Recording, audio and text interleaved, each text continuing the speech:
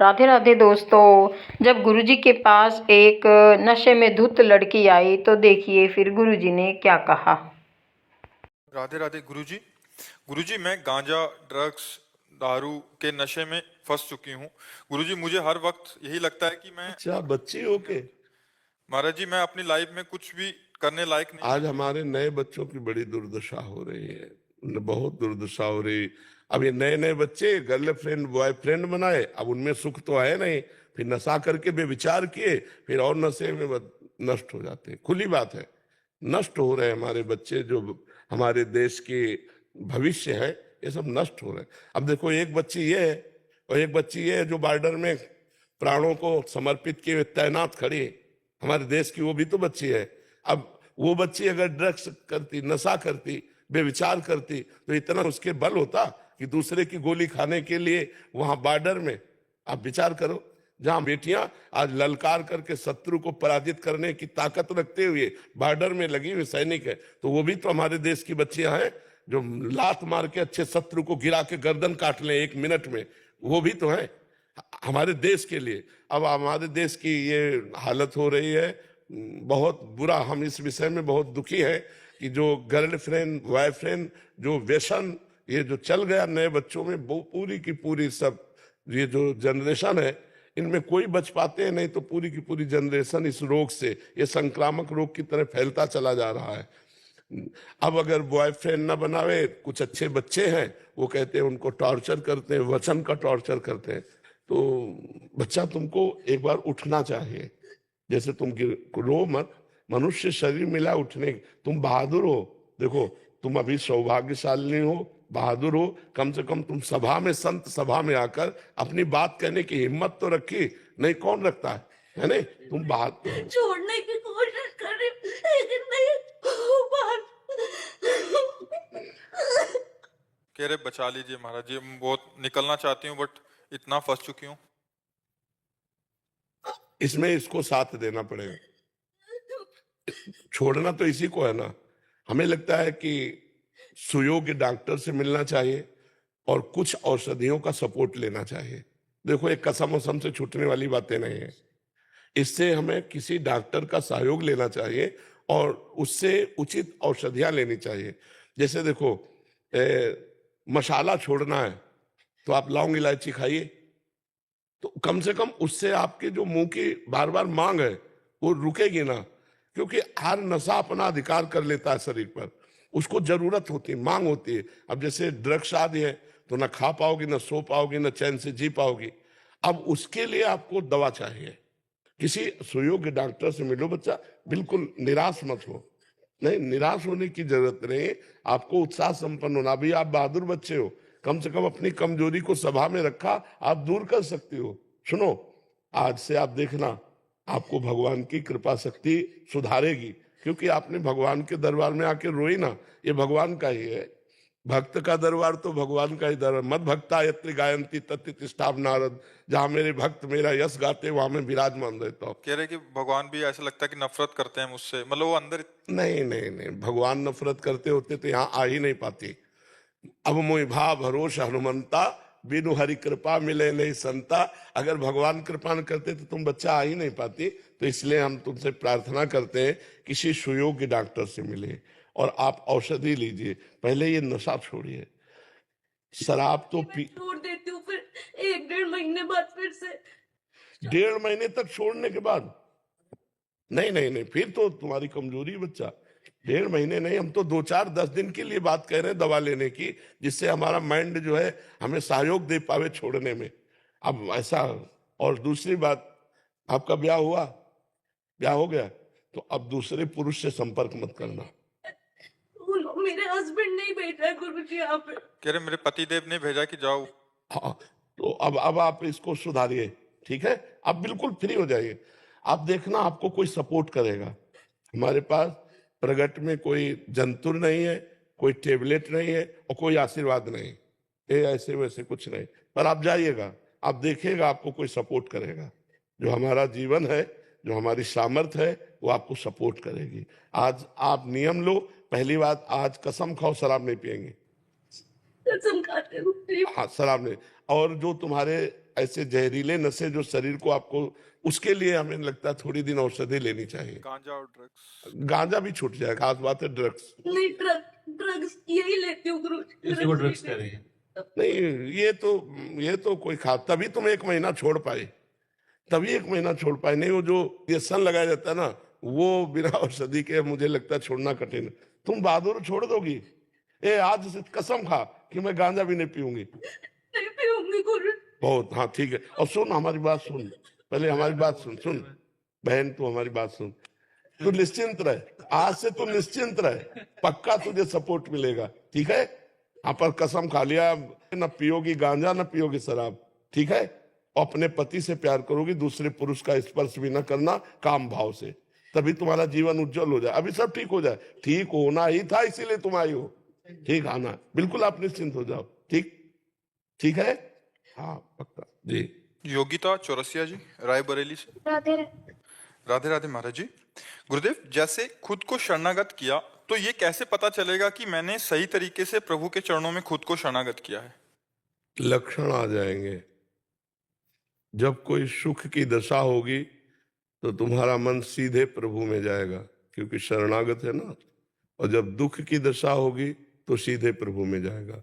सुख दुख की, मान अपमान की, लाभ हानि की दशाओं में मन का सबसे पहले कहाँ जाना होगा, ये निरखना होगा। जिस वस्तु व्यक्ति के पास गया तो उसके आप आश्रित हैं, अभी प्रभु के नहीं। अगर सीधे प्रभु के पास गया तो आप प्रभु के आश्रित हैं, प्रभु के शरणागत हैं। फिर ये लक्षण आने लगेंगे, निर्भय, निश्चिंत, निशोक, संशय रहित, विपरीत भावना का त्याग। ये बातें आने लगती हैं जो भगवान की शरण में होता है। मन की पहचान सीधे प्रभु में जाना। कोई सुख आया, प्रभु की बड़ी कृपा, कोई दुख आया, प्रभु का बड़ा दुलार, बड़ी कृपा है जो हमें पवित्र कर रहे हैं दुख दे के। अगर हमें कोई सहयोग मांगना है तो सीधे प्रभु में मन जाए, किसी व्यक्ति वस्तु स्थान में नहीं तो शरणागति कमजोर मानी जाती है। कि अगर कहीं अन्य गया, जैसे द्रौपदी जी भगवान की शरणागत भक्त है, पर जब वस्त्र खींचने का तो सभा में उनको अपने पतियों का भरोसा था, भीष्म आदि का भरोसा था। जब वो टूटा तब अपने हाथों का भरोसा लिया, फिर दांतों का लिया, फिर भगवान की। ये बहुत कमजोर स्थिति है। जैसे आखिरी में भगवान को पुकारा, वैसे सीधे भगवान का संबंध। तो शरणागति हमारी तब हुई मानी जाएगी जब दुख सुख की परिस्थितियों में हमारा मन सीधे भगवान के पास जाए, तो हम भगवान के शरणागत हैं। किसी भी परिस्थिति में हम चिंता न करें क्योंकि भगवान है, किसी भी परिस्थिति में हम भय न करें क्योंकि भगवान है, किसी भी परिस्थिति में हम शोक न करें क्योंकि भगवान है। जो अपने संकल्प से 1 सेकंड में अनंत ब्रह्मांडों को रच सकते हैं, तो मेरे स्वामी मुझे शोकित क्यों होने देंगे, मुझे दुखी क्यों होने देंगे? वो मेरे लिए नई सृष्टि रच सकते हैं। तो अगर उन्होंने हमें दुख दिया है तो कोई मंगल विधान है, क्योंकि मंगल भवन है मंगलहारी, तो जरूर कोई मंगल विधान है भगवान का। हम ऐसा मान करके आनंदित होते, किसी से दुख निवृत्ति के लिए सहयोग नहीं मांगते।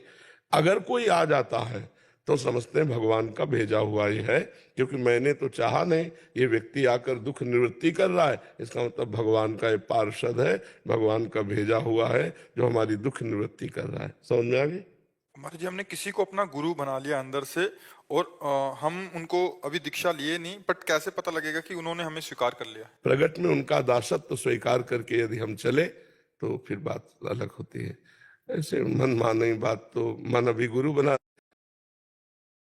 प्रभु ना जी। नेहा जी, बच्चा चाहे मूर्ख हो, देखो अपना बच्चा अगर मूर्ख भी है ना तो प्रॉपर्टी का अधिकारी होगा, पड़ोसी का लड़का वकील है थोड़ी अधिकारी हो जाएगा, नहीं हो जाएगा ना। अपना बच्चा है तो हम भगवान के हैं, हम मूर्ख हैं तो भगवान के हैं, नीच हैं तो भगवान के हैं, तो हमें भगवान प्यार कर रहे हैं। हमको संशय नहीं करना चाहिए। और नाम जप करो।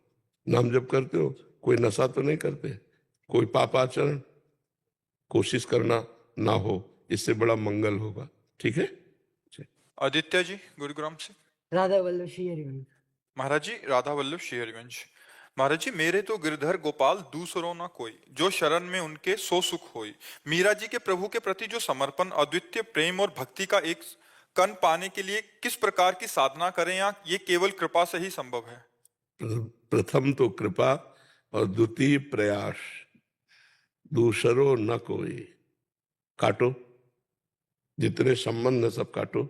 जननी जनक बंधु सुत दारा, तन धन धाम सुहृद परिवारा, सबकी ममता ताग बटोरी, मम पद मनहि बांध बरडोरी। ये तो सब कोई कह सकता मेरे तो गिरधर गोपाल, लेकिन ये पार्ट जो दूसरा है, दूसरो, ये बहुत कठिन बात है। दूसरो न कोई, रुपया पैसा घर गृहस्थी माता पिता भाई बंधु शरीर मन बुद्धि, दूसरो न कोई, मात्र केवल गिरधर गोपाल। इसके लिए प्रयास अपना और कृपा भगवान की। प्रयास क्या? पहले सब संबंध काटो, दूसरो न कोई। दूसरी बात, हमारे हृदय में हर समय भगवान का मधुर मधुर चिंतन होना चाहिए, क्योंकि दूर मेरे तो गिरधर गोपाल, जो मेरा है उसका चिंतन होना चाहिए। अनन्यस चिंतयन्तो माम ये जना परिपासते, जो जन निरंतर मेरी उपासना करते हैं। श्री भगवान मत चित्ता मदगत प्राणा बोधयंता परस्परम कथयंति च माम नित्यम तुष्यंति च रमंति च।